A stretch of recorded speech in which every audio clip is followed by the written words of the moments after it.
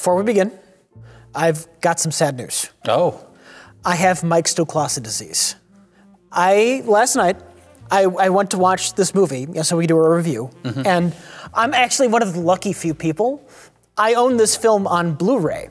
So, It's hard to come by now. Yeah, I was excited to watch Near Dark again. I grabbed my Blu-ray copy, and I went to put it in my PC. My PC is hooked up to my TV, and it wasn't reading it, my PC. So it's like, okay, I gotta dig out the Blu-ray player. So I dig out the Blu-ray player. I gotta find this cord. Okay, here's the plug, remote. Oh, here's the remote. Okay, and so I grab the case for Near Dark and I open it up and I'm like, oh no, my copy of Near Dark is missing. I was looking for Near Dark around my house for like a half hour, 40 minutes before I realized, oh, I literally just put it in the PC. It's time to start looking for homes, Rich. See, these are problems you have to deal with as you get older, as opposed to the problems of vampires, which is that they never get older and they're just miserable. Near Dark! We're talking about Near Dark.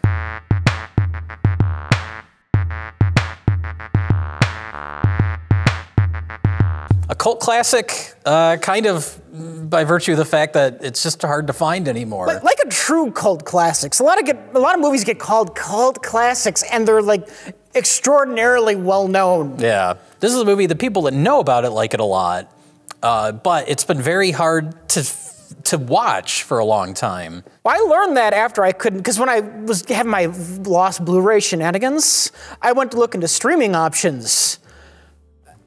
I think the way because I saw, this is our third movie that Rich grew up with that Jade ever saw before. Although technically I saw it for the first time last year, but this was one where, yeah, the reason I finally watched it, because it was on Shudder, the streaming service Shudder. And I don't think it's there anymore. So it's just for a brief little window of time it was there, and then poof, it's gone. And now you can't see it digitally anywhere. The Blu-ray you have came out at the height of the popularity of Twilight. This cover has nothing to do with the movie, other than the color blue. Sexy vampire man and girl. It's reversed from what's in the movie. She's the vampire. I mean, he gets turned. He's very quickly the vampire, but it's very obvious and shameless what they're doing with this cover. But that's the problem is, yeah, it came out. It was a gigantic flop in the theater. What saved it was HBO. It used to play. I'm assuming that's where you probably saw it. I saw it on, HBO. It was probably HBO. It played on cable a lot. Yeah, late 80s, early 90s. I think the first time I saw it, I think I turned on the movie like right before the bar scene. Oh. So that was perfect timing. Which might as well be the whole movie, really, that bar scene, but we'll get to it. We'll get to it. Came out the same year as The Lost Boys. Well, this movie was... that took away some of Near Dark's thunder. It was doomed from the start because it was made by Dino De Laurentiis' company that was on the verge of bankruptcy, so it didn't get any sort of promotion. And then, yeah, it came out a month after The Lost Boys, which has literally the exact same plot. The Lost Boys is Near Dark as produced by Steven Spielberg. Yeah. This movie, Near Dark, is all melancholy. And melancholy, gritty and gross. low-key, kind of sad, and The Lost Boys has like, the Spielberg elements. Here's the family, and here are comic relief moments, and... Well, and it's just, it's like slick, it's poppy, it's like an MTV style. It's a good movie, I like them both. But aesthetically, they're polar opposites. The 80s was like a vampire renaissance. Yeah, what kicked it off? Fright Night would be my guess. Okay. You had like decades of like Bela Lugosi style vampire movies. Vampires was Dracula. And then that like changed basically with Near Dark and The Lost Boys. Because even Fright Night, I love Fright Night, but Jerry's basically 80s Dracula. Yeah, but that's a lot of like kind of callbacks and homages to the old like Hammer films and the Bela Lugosi stuff. Yeah. So it's sort of like trying to update that stuff, but still be true to that type of vampire. And then this is not at all. Completely different. It has a completely different point of view on what being a vampire would be like. Because that's kind of what this movie is about. Like, what would a vampire's life actually be? Yeah. Which is pathetic and miserable. Pathetic and miserable. There are, I wrote it down. It's not a romantic view on vampires. There's no mansion. There's no castle. There's no home. There's no home at all. They're just drifters. There's no servants.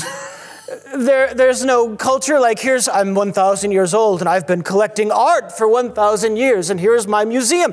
None of that shit. Yeah, these guys have been around for hundreds of years and they have nothing to show for it. How old are you? Let's put it this way. I fought for the South. South. We lost.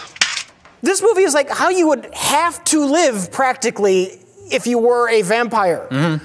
They can't stick around anywhere because for one, they're going to age and people are going to notice. For another thing, something this movie throws in your face, they have to kill people to live. Yeah. And so they have to live like vagabonds and criminals. The main guy who, if the movie has a weakness, it's that the protagonist is boring, but it almost doesn't matter. He's just sort of your entry point into this world. That and the last act, but that's... I guess we'll get to it. I like the last act. The cast is uneven. You have main guy and main girl who are both kind of, they're not terrible, but... Yeah, they're serviceable. But if the movie didn't have, the rest of the cast wasn't as stellar as it is... basically the Aliens cast. Hey, Vasquez, have you ever been mistaken for a man? No. Have you? Oh, Vasquez. Well, we should point that out. It's directed by Catherine Bigelow, her first solo directing movie. She did some movie before this that she co-directed. I've never seen it. It's called The Loveless. But she was in a relationship with James Cameron, took half of his cast for this movie, and then in 2010, she won the Best Directing Oscar, beating out James Cameron, which will never not be funny to me. Because James Cameron just comes across like the biggest prick. I mean, I guess he's earned his ego by making some of the best movies ever. Yeah. But he still seems like a prick. So the fact that his ex-wife beat him out in an Academy Award is just wonderful to me. What year was that? Was that Titanic? 2010. That was Avatar. Avatar, okay. Yeah. Avatar didn't deserve an Oscar. Well, it didn't, but it was nominated, so I'm sure James Cameron was ready to give his speech. It would have been great if they cut to when they announced Catherine Bigelow and he was halfway out of his chair and just sulks for the rest of the show. Well, the time has come. Catherine Bigelow! Directed by Catherine Bigelow, co-written by Catherine Bigelow and a guy named Eric Red, who's another one that's made these movies that are gritty and ugly that kind of have been lost to time. He wrote The Hitcher with Rutger Hauer, which is another one that's just hard to find now. It's not streaming anywhere. You can't get it. Didn't they remake that? I think they did, and nobody cared. Yeah. They all those remakes now. There's you guys did the Total Recall. You talked about the Total Recall remake. Yeah. But there's so many other ones where you're like, oh, they did remake that. The Stepfather, they remade that. Prom Night. I'm surprised they haven't remade Near Dark. Not enough people care? I don't know. I wouldn't mind. You know what? I wouldn't mind. This movie has some flaws. 2/3 of this movie I adore, and then 1/3 of it I despise. I guess do we get into the plot? Sure. The movie first? Well, we should start off, I would say a flaw is that the plot is pretty weak. It's not a very, driving narrative, but it's not even really a flaw, I guess, because it's more of the whole movie feels like this kind of slice of life. Well, you're just getting a glimpse at a few days in the life of these pathetic drifting vampires. The way I describe this movie, it's not so much there's a plot as much as this. I describe this movie as just a portrait of this surrogate family's life. Here's a week in their life, and I think that's the best way to look at it. Our entry point into that world is the main guy, Caleb. Caleb, yeah, young cowboy. Gets seduced, again, it's the Lost Boys plot, gets seduced by a girl, turns out to be a vampire, turns him into a vampire, and introduces her to her vampire family, her surrogate family. Yeah. What you people want? Just a couple more minutes of your time, about the same duration as the rest of your life. Led by Lance Henriksen, who, he's amazing, big shot. Yeah, it's really him and Bill Paxton are the highlights of the movie. Yeah. Which I guess isn't a surprise, but it's not really talked about much in the movie. There's no exposition, which is good. It's very minimal in terms of the dialogue and they never even say vampire in the whole movie. like Lance Henriksen, like when they turned into vampires. Like Lance Henriksen was like a Confederate soldier. Vasquez, Jeanette Goldstein, she got turned during like the Depression era. So they all have their own little backstory. Yeah. And they've just been sort of like living together ever since. I think she mentions picking him up as a hitchhiker. Yeah. Yeah. They all just kind of stumbled into each other's lives, and what else do they got? Like, they got no choice but to stick together. Well, that's it. I mean, they can't form relationships with other people by necessity. Yeah. They have to view people as food. Mm-hmm. Yeah, ain't no killing. Well, just don't think of it as killing. Don't think at all. And what I love about this movie that I don't know if any other vampire movie has done this. We talked about this briefly when we talked about John Carpenter's movies and vampires. I think in most movies when somebody gets bit by a vampire, it's just like a switch goes off. Okay, they're evil now and they're okay with sucking blood. Or it's a gradual turn, but they end up evil regardless. Yeah. Like it might be a slow, like they're struggling with it, but then they're evil. And here he's struggling with it, and I don't know. What do you think about the blood transfusion way of bringing him back to normal? Is that part of what you don't? That's when I officially start hating the movie. Okay, interesting. Yeah, because it feels so dishonest. This movie is just kind of like a brutal, gritty, realistic look at what a vampire is. And the moment Caleb gets his blood transfusion to become human again, it's like the movie gave up. It lost faith in its premise, and now we're doing the by the numbers movie schlock. And now the hero has to face off against the villains. See, this is interesting because you usually don't like miserable movies. I usually don't. But you wish this had a miserable ending, and I like miserable movies, but I kind of like the hopeful ending of this. Interesting. Because he's struggling through the whole movie with kind of wanting to fit in with this group, but then realizing how awful and miserable they are. He's not necessarily a saint either. No, he's kind of not a scumbag, but he's a little sleazy. Maybe I will. But you're gonna have to kiss me first. He's a little sleazy at the beginning, yeah. Basically, the movie's like a battle for his soul, in a way. Yeah. Right? So the fact that it has a little bit of hope at the end, I was okay with. I feel like the movie earned it. Even if the actual plot mechanics of his dad, his dad, who's Tim Thomerson. His veterinary powers. Yeah, to give he's a vet. Have you ever done blood transfusions? Can you give me a blood transfusion? It's a little clunky. You're a transfusion person. But thematically, I was okay with it. Okay. But the dad, going back to the cast, the dad's Tim Thomerson. I can't see him and not think, oh, there's Doll Man. On the planet Earth, he's 13 inches tall. Oh, fuck! That's about the size of it. Doll Man, 13 inches with an attitude. If there was a Mount Rushmore for B-movie actors, Tim Thomerson should be there.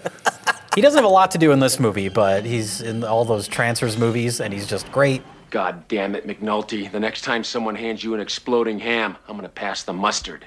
And then the little kid, Homer. I fucking hate that kid.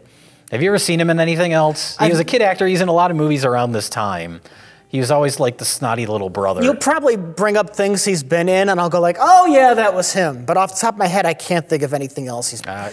He's in the movie Teen Witch, which I'm not too familiar with, but he's in The River's Edge with Keanu Reeves.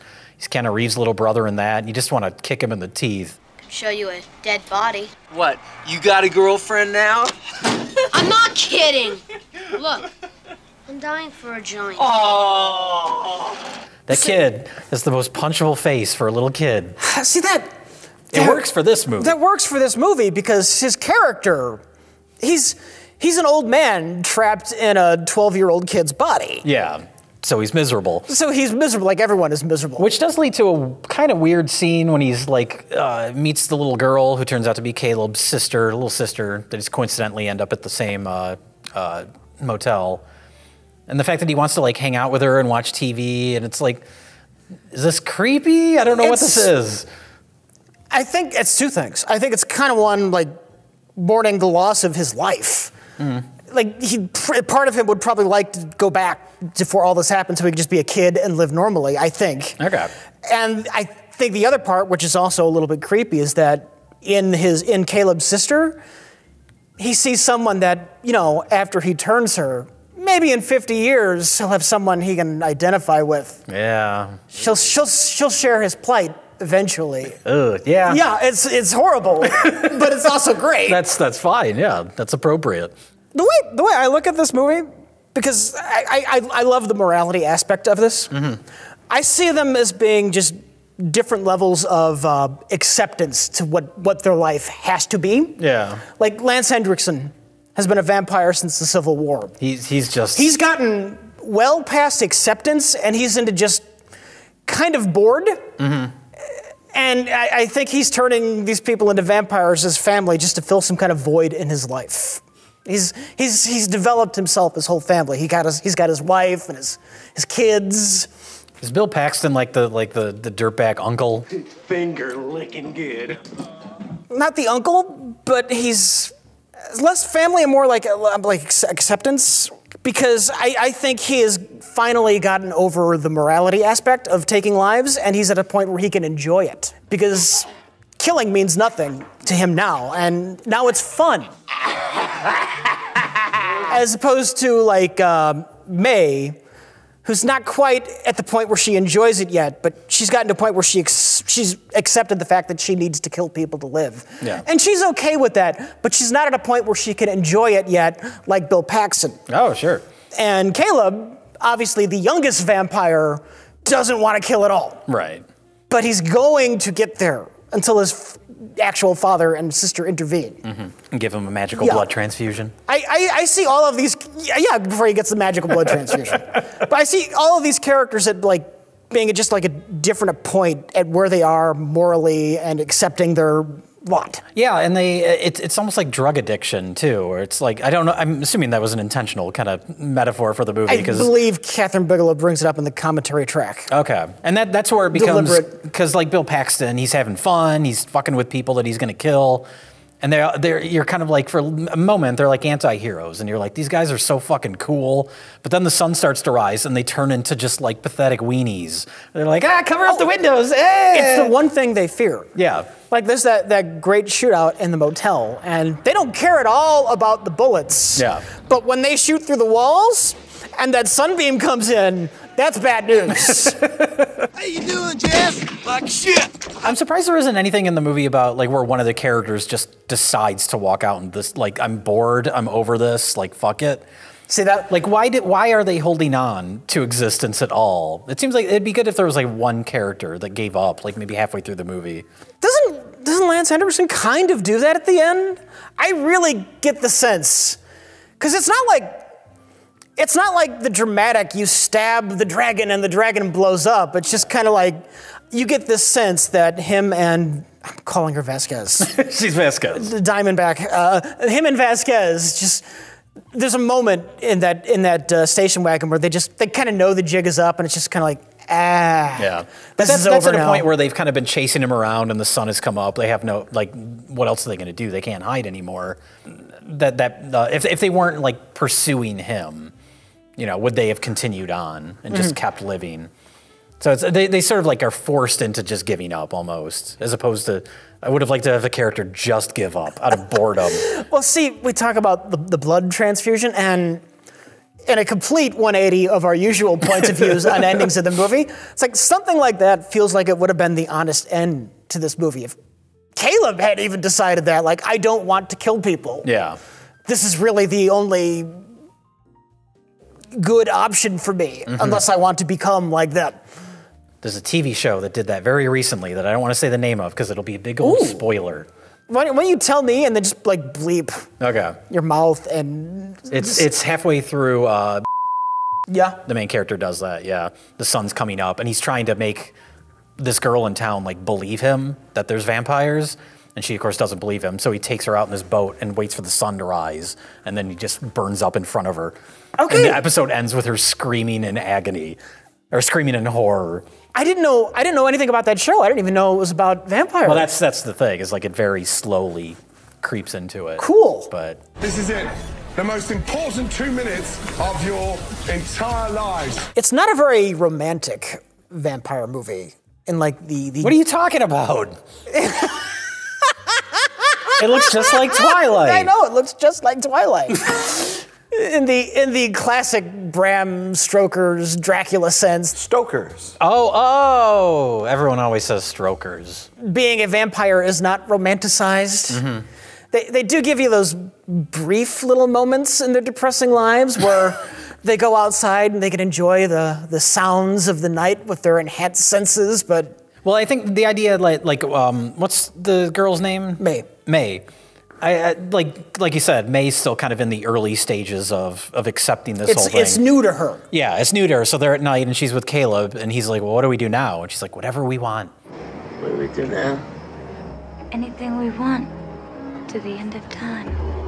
She still has this optimistic idea, like, we're going to live forever. We can do anything. That star, when that light gets here in 1 billion years, I'll still be here. Yeah, she's. That sounds very romantic right now until you're Lance Henriksen and you're just fucking over it. Just night after night in crappy motel and then blocking out the windows of your car the next morning as the sun's coming up. You can't do anything. You can't do anything with your life. You can't do anything productive. Mm-hmm. You can only be a parasite. Well, that's, yeah, the idea of like life having any sort of value and meaning, that comes about because it ends. Like, that's why we value our lives, because we know we're not always going to have it. So they're so far past that, especially like Lance Henriksen, or it's just, yeah, there's nothing left. You're just spinning the wheels. Mm-hmm. Literally and metaphorically. Because they're just constantly driving around and stealing vehicles. It helps make them like anti-heroes, that a lot of the people they pick up or that they kill are also kind of scumbags. You're not gonna look so good with your face ripped off. I think it's nice that they are. Like the truck driver that May kills. Like one of our heroes. Like May's a killer. Yeah. That truck driver's a nice guy. That's true, but then there's other ones like the hitchhiker that they try to pick up that they go after like low-level people. Like, yeah, even if the truck driver's a nice guy, he's still like, oh, he's just a truck driver, you know?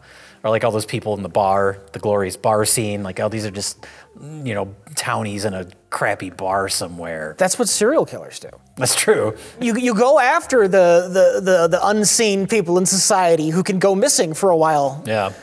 And then you just go around roaming the country doing that. Because you can't stay in any one place. If you kill too many people in one place, the cops will be on you, Jay. Mm-hmm, mm-hmm. It's a wonderful life they live. Hotel rooms, stolen RVs. Shitty bars. They're gonna live forever doing this. I have any idea what it's like to be a big man on the inside and have a small body on the outside. You have any idea what it's like to hear about it every night? I'll just have to drink his. How can you drink that shit? Should we just talk about the bar scene then? We have to talk about it. The centerpiece of the movie. From beginning to end, this whole section of the movie is just perfect. And that's another James Cameron connection. The first guy that, like Bill Paxton spits the drink into his face, that guy, I was like, was that guy in Terminator? He's in Terminator 2. He's the guy that puts his cigar out on Schwarzenegger. And so I assumed that he was like a stunt guy, because in both those movies, he gets his ass kicked and like thrown, like in this, he gets thrown into the pool table. I think he's the guy in T2 that gets thrown through onto the stove, right? Yeah. I think. So I assumed he was a stunt guy, and I looked him up. He's not. He's just an actor. He just specializes in playing bar patrons that get thrown through windows or something. I don't know. He's typecast as scuzzy bar patron. Scuzzy bar guy.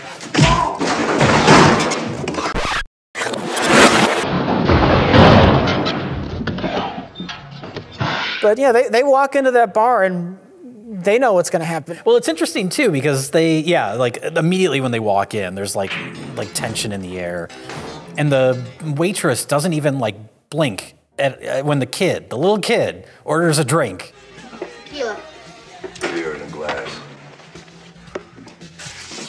Doesn't question it. Like it's like they know right away these people are going to be trouble, so let's just like take care of them. But then even when the vampires start killing people, there's nobody screams, the bartender just like very quietly tries to load his gun, but nobody's like screaming in horror. Well, because it's shocking. The way they do it is ice cold. Mm-hmm. It's not like a bar fight that went too far. it's just Diamondback just up and slits that waitress's throat. Yeah. Like yeah, it happens so casually. Like it was nothing. Right. The thing I wrote down when I described that scene, what they are doing is they're literally playing with their food. It's like they're like a cat batting around a mouse. Yeah. Especially Bill Paxton. The human lives they took meant nothing to them. It's a shocking and amazing scene. Yeah, it's not trying to be like, they're not trying to portray it as like cool. It's all just so matter of fact and like blunt and gross. Those are all great ways to describe it. Yeah. Yeah, yeah. And the effects are very understated. It's not like trying to be show-offy, you know, practical like gore effects. It just shows, the only like effects in the whole movie that stick out are some of the opticals at the end. And even those aren't too bad. When they're catching on fire and stuff. Well, it's mostly the fire stuff. Yeah. But even that isn't terrible for the time. But I meant I think it looks pretty great all said and done. Like for the time, yeah. But as far as that's like the only opticals in the movie. Everything else feels very real. Yeah. So that stands out a little bit, but it's right at the end. Well, even just like the makeup, the way their skin gets charred. Mm-hmm. Mostly Bill Paxton. Fasten your fucking seatbelt.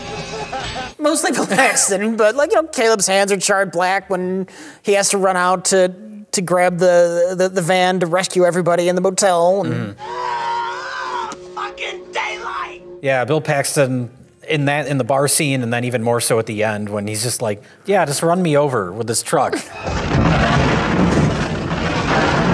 That's what I always remember before actually seeing the movie, was that image. I feel like that was one of the posters. It's just, here's gross Bill Paxton. That's the whole poster. It's a horror movie. We'll put a scary image on the cover.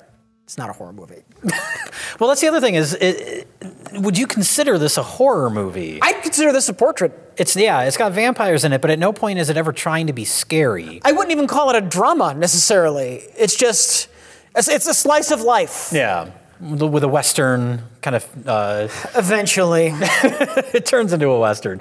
Well, that's interesting because the original idea, they just wanted, Catherine Bigelow and Eric Red just wanted to make a Western, but those weren't popular at the time. So like, okay, we'll mix it with horror. But it's barely a horror movie. Yeah. And it's barely a Western until it takes place kind of in the West, you know, but it doesn't have like the, you know, showdown in the middle of the street type stuff till the very end. Well, that's when it's a different movie at that point. Do you have a problem with even like that, like the showdown at night? I hate the showdown at night. Really? Yeah. Even that stuff? Yeah, because it's not what the movie was up. This was not an adventure movie. This was not an action movie. This was not, until that point, this is not the movie where you think our hero is going to have a showdown with the bad guys. That stuff all works for me. The only thing that's iffy on a narrative level for me is the blood transfusion, which we talked about. But that whole showdown at night, it's kind of like, I don't know, they've done so much of the slice of life stuff. Like, if the movie didn't kind of ramp things up towards the end, I think it would just kind of peter out in an unsatisfying way. It's like, you got to do something in the third act. And I think they did enough without going to, like, turning into action schlock. It's still kind of, I don't know, it feels like it's a part of the same movie. It was an added dramatic element for the villain showdown aspect of it. But it's not like, I mean, it doesn't turn into John Carpenter's vampires at the end, thankfully. If you wanted to stay honest to what this movie is, there's two acceptable endings to this movie. Mm-hmm. Caleb accepts them and joins them as his new family, and the climax, depressingly, is him taking a life. Sure. Or he rejects them.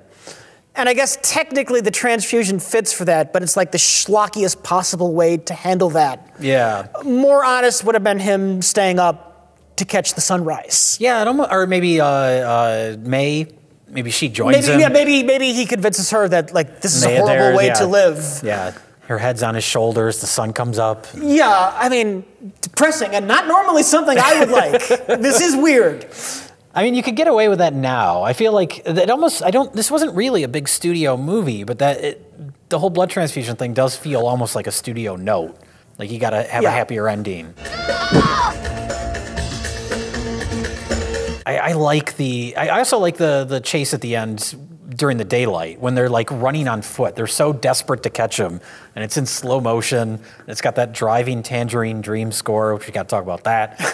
Like visually, I love all that stuff. But yeah, the station wagon foot chase was kind of neat. Yeah. I'll give the ending props for that. Visually, it looks great. Yeah. And Tangerine Dream, love Tangerine Dream, not their most memorable score, but it's a solid score, even though it is kind of at odds with the grimy, westerny. It feels like the score should be more like organic, like, I don't know, because it's all electronic. Something a little more like tangible, but that kind of works since, I don't know, it throws you off kilter a little bit. This movie feels very just melancholy, and the color I associate with this movie is just blue. At night. Yeah. And then brown during the day. Desaturated. Desaturated brown. I wonder why The Lost Boys did better at the box office. Oh, I know why, because it appealed mainly to teenagers and closeted gay men. I don't love The Lost Boys as much as a lot of people. It's fine. It's good. I like this movie a lot more, but that's just because this appeals more to the sensibilities of something kind of grimy and... This is off topic because we're talking about a different movie, but I think my favorite thing about The Lost Boys is the ending. One thing about living in Santa Carla I never could stomach. All the damn vampires. The very ending? The very ending. Where you realize that the grandpa knew all about the vampires. When grandpa walks in, yeah, and everyone else has just had this traumatizing, amazing adventure and the most incredible things have just happened. And for grandpa, it's just business as fucking usual. Yeah. See, The Lost Boys is more remembered because it's a fucking crowd pleaser. Yeah. Oh yeah, it's a fun movie. Yeah. Lots of like memorable one-liners and. Like I said, visually, it's just more like kind of poppy and slick. Near Dark is not a crowd pleaser. If you're going into this movie because we're talking about a crowd pleaser, amazing 80s style movie, this is not that. What Near Dark is it's very fucking interesting, and it has a take on vampires that I have never seen before or since, and I don't know why, because I love all of these characters. Well, it strips away, I mean, really, like I said, they never even call them vampires, but it strips away so much of the mythology without anyone explaining anything. You understand all these characters and you understand, you know, the basic rules, which sunlight kills them and they have to drink blood. And that's really all it keeps from the vampire mythology. Mm-hmm. So it's sort of like, it has those elements, but it strips everything else away to make it feel more kind of real or more believable. No, you need to sleep on the sacred dirt from your hometown and crosses. We need to find the magic dagger to stop Lance Henriksen. There's none of that. And like I said, they all these characters have their own kind of backstory, but there's never a scene where they explain it. There's never, it's all just kind of in the details. Inferred. Yeah. Which I like. I like that very understated. Like the motherly relationship between Homer and Diamondback. You know that Diamondback turned Homer because she was looking for a child and she couldn't have one because she's a sleazy fucking vampire. Right. Overall, though, as much as I have major issues with parts of this movie, I love it. It's different. It's interesting and it's worth checking out. Well, it's a classic, like when people talk about a cult classic or a movie like that they consider to be like a cult movie, it's usually something that is flawed but has very memorable elements, and those are good enough to forgive the flaws. This fits that and bill. This is Near Dark is exactly that. And if you want to watch this movie right now, you can I'm sure there's physical copies on like Amazon. Yeah. Let me look it up here. Oh yeah, only $150. For an out-of-print DVD. $150. Yeah. If you want your copy of Near Dark, why you just we're gonna auction this off. On eBay. Send a check to RedLetterMedia, care of Rich Evans. See, I got this. This is a German Blu-ray of it. This is a better cover. I think this was the actual theatrical poster. Is it? I think the German poster. Okay. Not the American poster. But this, you know, if you have an all-region player, you can still get it. It's still in release somewhere in the world, just not here. That's why physical media is still important.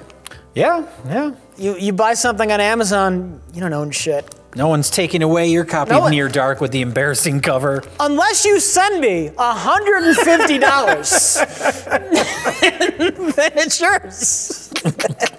It won't have the disc in it. They'll just get the case. Oh, no, I never said anything about the disc. There's a kick, ain't it?